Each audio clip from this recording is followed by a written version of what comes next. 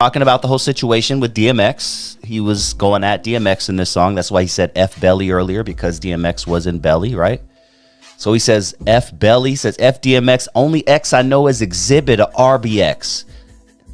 West Coast references right there, right? We don't know you X on this side of the map. Obviously, everyone loved DMX, and RIP to this day. And thankfully, Corrupt and DMX ended up mending their relationship. But it was big, and apparently it all started with Foxy Brown. Apparently because Foxy Brown was Corrupt's girl. I mean, they were an established Hollywood couple, right? And they were established hip-hop couple, you know, before hip-hop couples were a thing. So, you know, they're out there doing their thing. Everyone knows Foxy Brown and Corrupt are together. They're traveling everywhere. I think he ended up proposing to her or marrying her, one or the other. But, you know, he apparently was in love with Foxy Brown. And allegedly Foxy Brown did something with the Dog Man, with DMX, with Dog Man X. I was in my feelings, and I was really just upset the whole experience with this young lady, and just upset, period, at the way I was being treated. Being with this young lady, you know, and just let off some steam throughout the time of being with her.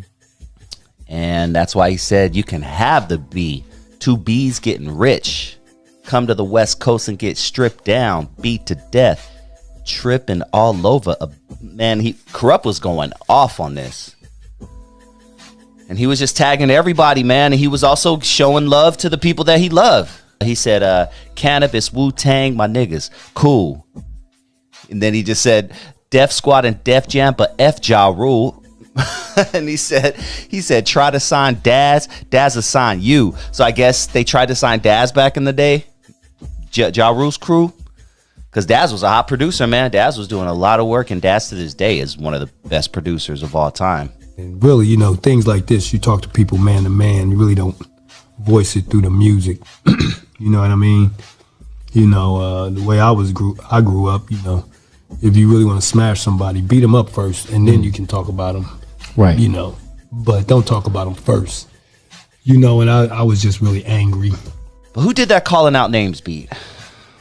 I have my notes in front of me. I don't have any notes. I just sit down, crack open a beer, and roll up a J and just start talking. But I feel like, was it DJ Pooh? Let me look it up. Hold on. Who did the calling out names? Calling out names. Fred Wreck.